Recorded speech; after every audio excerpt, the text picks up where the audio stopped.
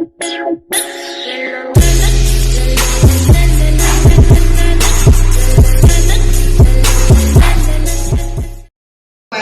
but some sort of confirming talaga na our Philippines, we may have a high literacy rate, but it's really a concern to have 2.7 million Filipinos that are no read, no write.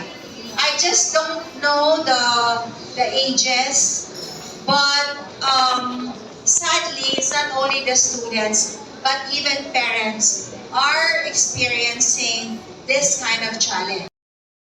In London and New York City. So, pasalamat tayong lahat sa mga pagpapaalala. Tama yun, maghugas ng kamay. Kasi recently, because of COVID, everybody was focused on vaccination of COVID. So, medyo nakaligtaan ang polio vaccine. So, dun sa mga barangay nyo, baka pwede nyong paalalahanan o mga nanay nyo, please remind them that children, especially 5 years and below, to have their polio vaccine. Libre naman po ito sa mga barangay. Again, thank you, Doc Eric.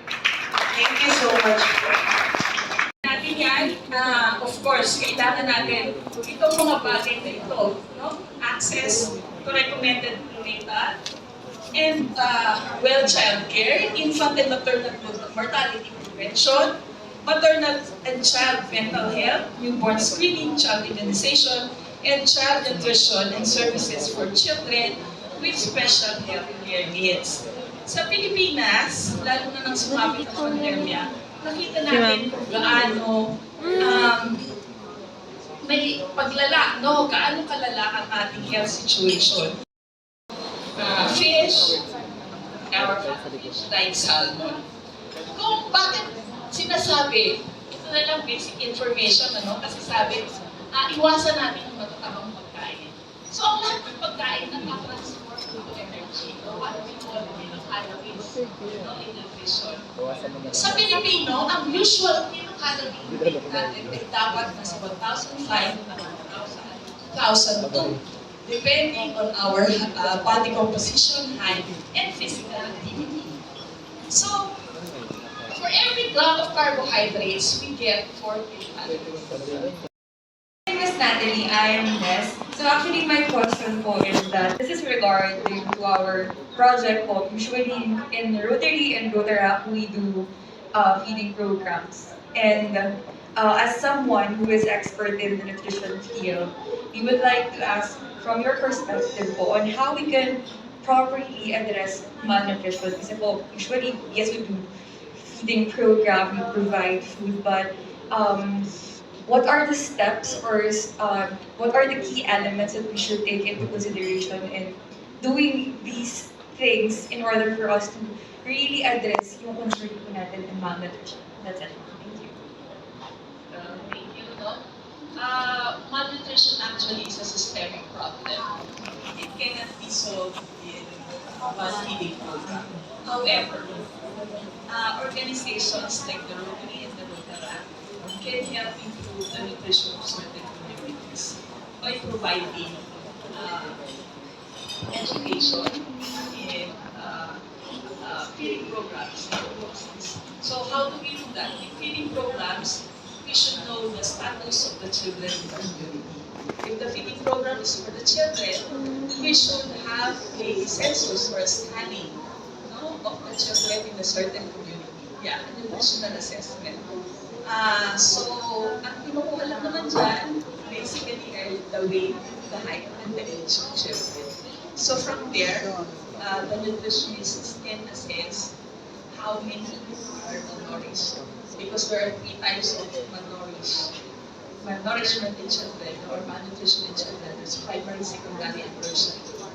Depende sa timbang na inaasahan at height na inaasahan sa certain age na. Destroy ang church, ang prison person.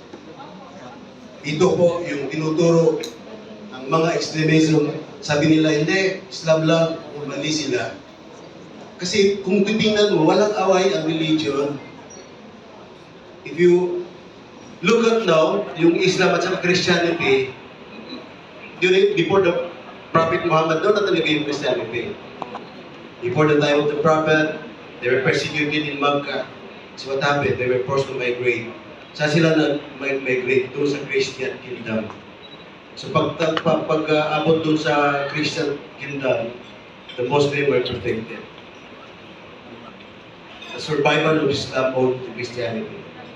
So kung tingnan mo, wala palang problema yung religion. Bakit sila nagdadrag sa terrorism, sa usapan ng terrorism? Bakit po ginagamit ng ano? Because this is political ano to eh. Mayroong malalim po na gusto po nila para sila po ay magtarik. So dapat ang usapan, yung terrorismo na ano, pinag-usapan sa Pilipinas, mawala na po yung religion. Dahil kung titignan mo, lahat na nangyari sa West, lahat sa global index of the international terrorism talaga, kukunti lang yung pwede mo sabihin na sila ay mga Muslim. But anyone who resort to violence is not a Muslim because Islam is a peaceful religion. Then, yes. So, I hope everyone, and kung sino po yung gusto mag-purchase ng enzyme oil, you can directly ask the ROTARY office. Let's give her a round of applause. Hello! Bakit 7 areas of focus ang ating ginagawa ngayon? Tapos na tayo doon sa basic education. Tapos na rin tayo sa water and sanitation, maternal and child care, peace and conflict. Now, punta naman tayo sa supportive environment. Okay.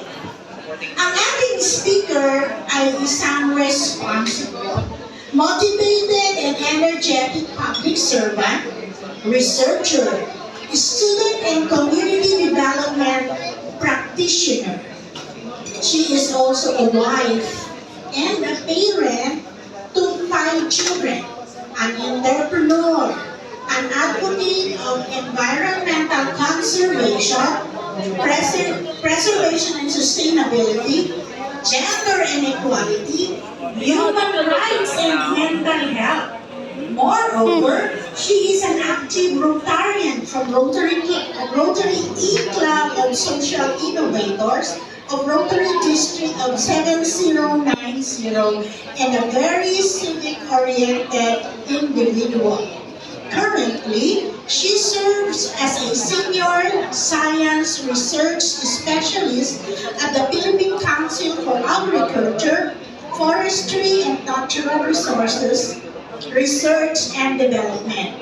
Excited to hear from the best practices and ideas how to preserve Mother Earth. Ladies and gentlemen, a round of applause to our speaker, Ms. Rowena Parducho.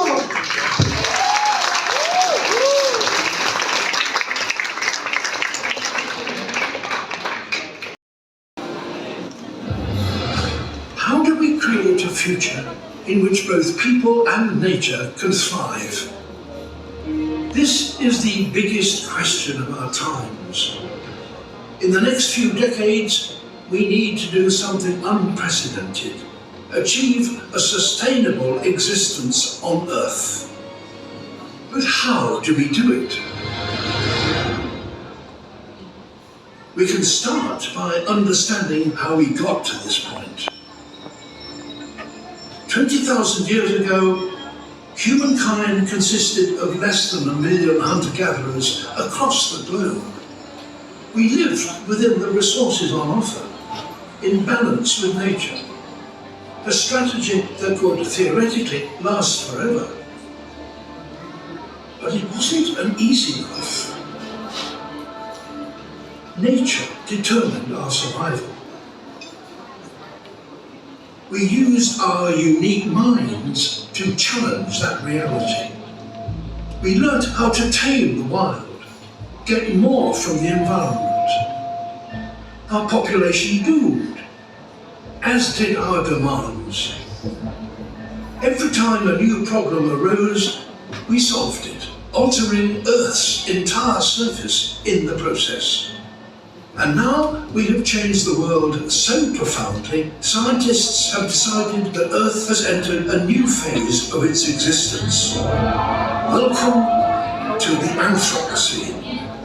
Welcome to Planetarium. The tables have turned. We now determine nature's survival. The planet is ours. There's just one problem. We're now totally out of balance with nature. And unless we get our balance back, this age of humans is due to be short-lived.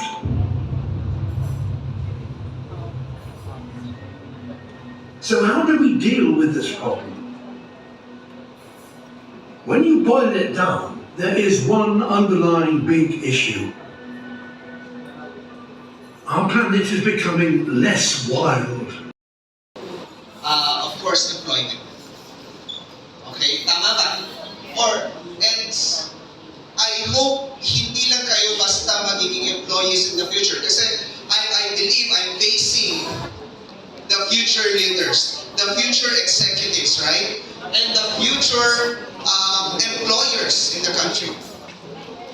That's why, sabi ko nga, as I mentioned a while ago, BNI, kanina nung in-introduce ako, when that opportunity came to me in 2014, hindi po ako nag-hesitate in order to bring that organization because I believe that the organization can really help our economy. And sabi ko nga, if pag tinulungan nyo ang mga future leaders, pag tinulungan nyo ang mga negosyante, ano pong mangyayari? Pag tumulong kayo sa mga negosyante or kayo naging mga negosyante in the future, what do you think will happen? Dadami ang trabaho. Katulad ko, bibigyan ko po kayo ng example. Katulad ko, 20 years ago, I was a ROTARY. And sitting like you, listening to the leaders speaking in front of you. And now, in all the companies that I have established, I'm not bragging, but I just want to share something to all of you. I have more than 100 employees from that.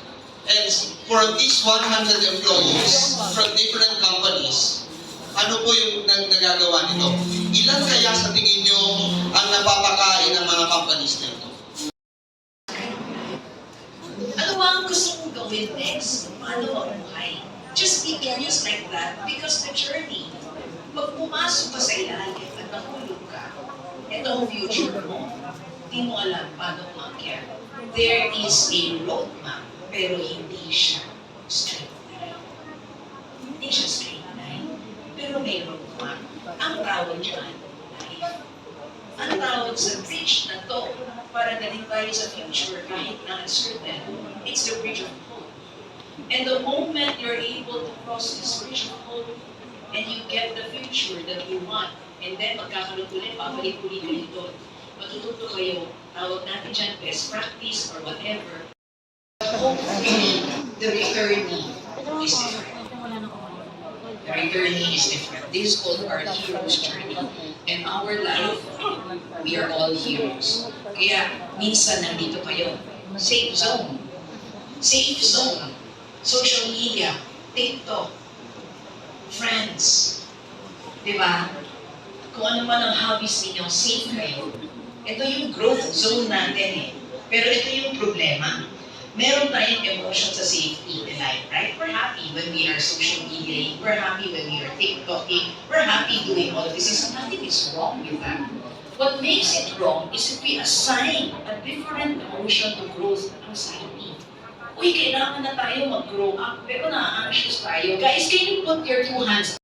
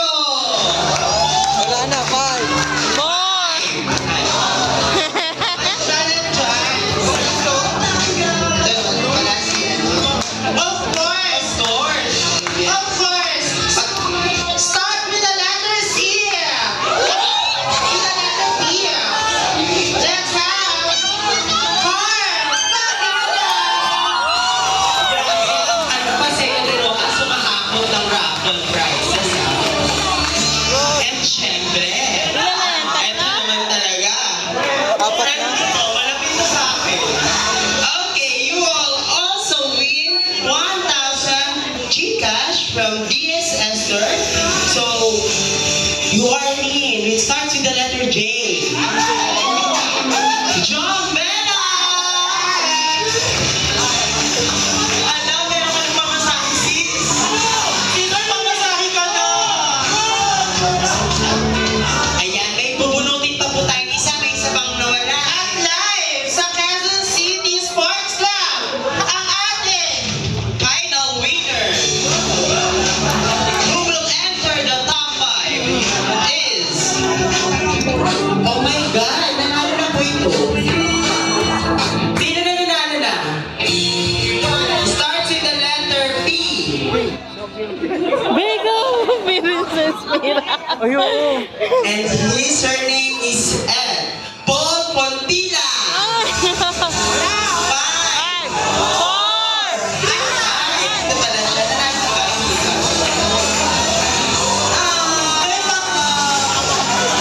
May agad ang pamasko. November pa lang may pamasko na. Hindi tama. Okay. Take a picture po. 1, 2, 3. Hingi na lang po kayo. Yan po, yung mga nanalo po, magbibigay ng Gcash. Magbibigay ng Gcash number kay John Bella. Wait lang, wait lang. Bella. Hindi Oh, ayan na. yung cash prize or 1 po yun ang panalo na ninyo. Nung ano? Ganda dito. Oh, oh, oh.